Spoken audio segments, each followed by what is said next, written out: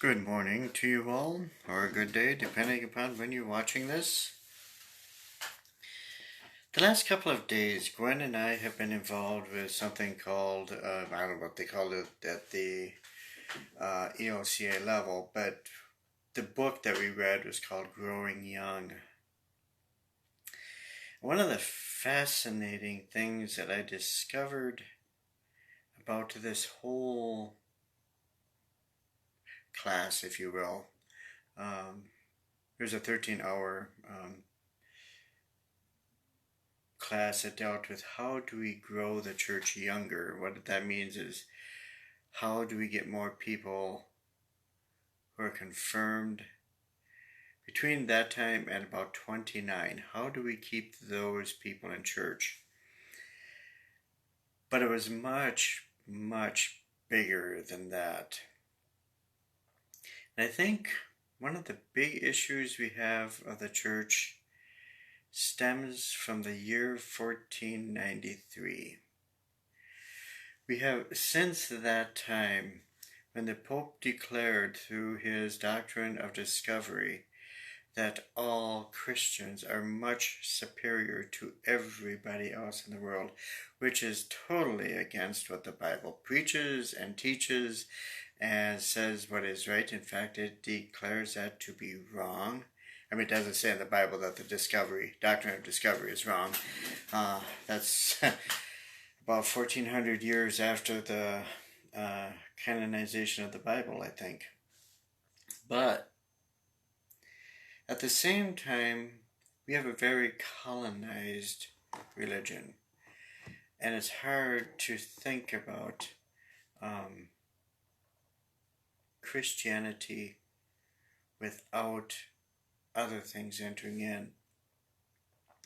And I think I've talked about this so often before. Judgment. As we do this stuff, we try not to be judgmental as to what comes into our minds. And I love what Richard Rohr writes. Richard Rohr is, I'm not going to say the foremost person on this type of thing, but he has some wonderful things to say. He teaches centering prayer and all of this stuff. I would love to go on to one of his retreats sometime, but at another time. But he writes in an appendix in this book called The Naked Now. And I hope it's okay to read this stuff. I never know what is right and wrong to do on this, but it's such a small amount, so I hope I'm not doing anything illegal here. But he writes, one of his topics is judgment. He says, you must choose not to judge the object in any way, attach to it, reject it as meaningless, like it or dislike it. This is merely the need of the ego to categorize and control and define itself by preferences. You will thus learn to appreciate and respect things in and for themselves, and not because they either profit you or threaten you. This should lead to a kind of subtle, simple joy in the object itself, and also within yourself. What Gwen and I discovered in this class is that the whole Christian church, this was led by a Reformed man. I'm not a Reformed man, a man from the Reformed tradition. He works with a bunch of people who are not Lutherans. In fact, he didn't know much about Lutherans as he taught the class. He learned some things, but he's not looking at that.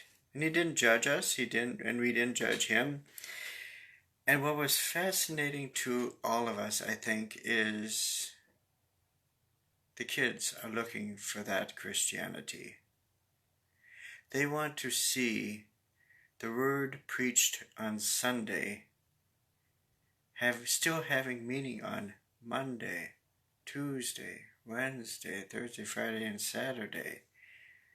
They don't want to see lip service to the gospel. They want to see it enacted in life. The Sabbath day should have some meaning for all the rest of the days.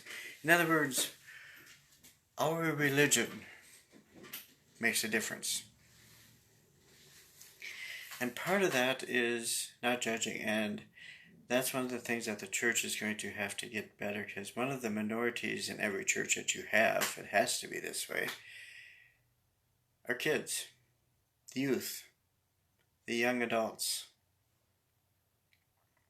Those are going to be the minorities in our church. And we treat minorities as we treat any other minority. We ignore them. Or we give them a space that is separated from the rest of us. So it's something to think about in the future when you see different things happening in our church, that the kids are involved at your fellowship table in church. That's okay. That's what we're shooting for.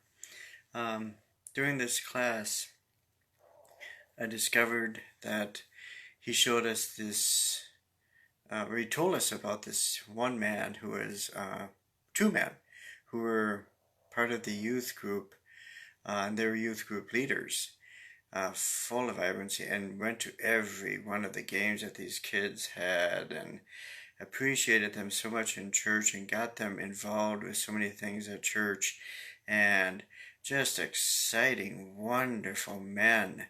And we all had in our minds that these men were like 20 years old at the max. And then we saw their pictures.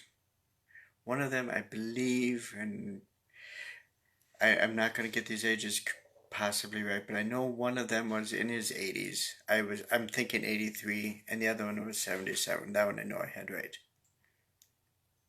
Those were the youth group leaders. Those are not people who are out there dancing, because the kids dancing is fine, but there's nothing necessary about dancing. They just want what is Christianity.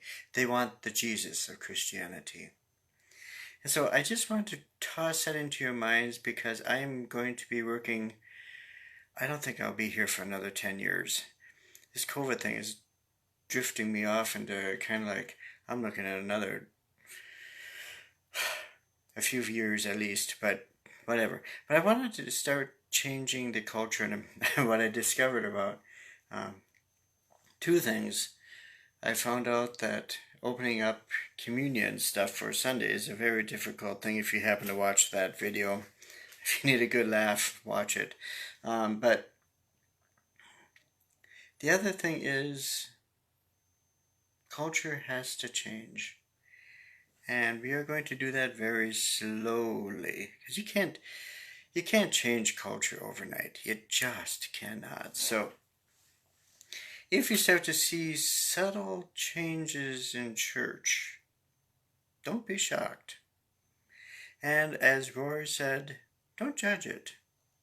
This is one of the things that we work for in this group, is to stop judgment, which is, good luck with that one. I notice every moment of everything I do, I'm judging something, categorizing something, whatever. It just about drives me nuts.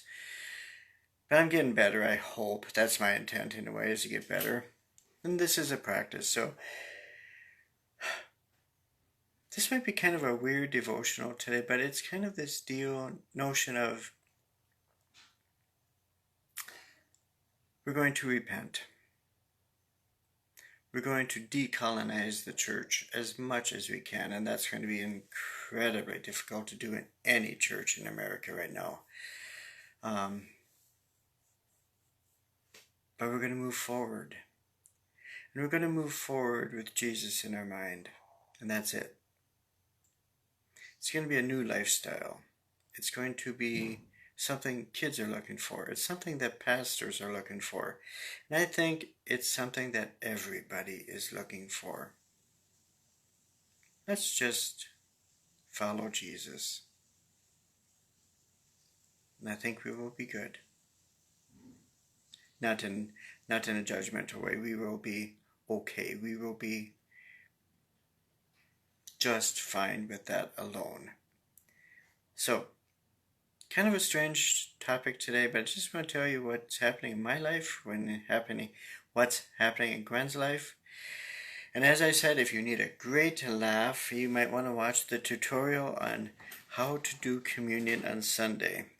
Actually, we didn't know this, but it should have been entitled something to the effect that how not to do communion on Sunday. Anyway, have a wonderful day, everybody. God's peace to you all.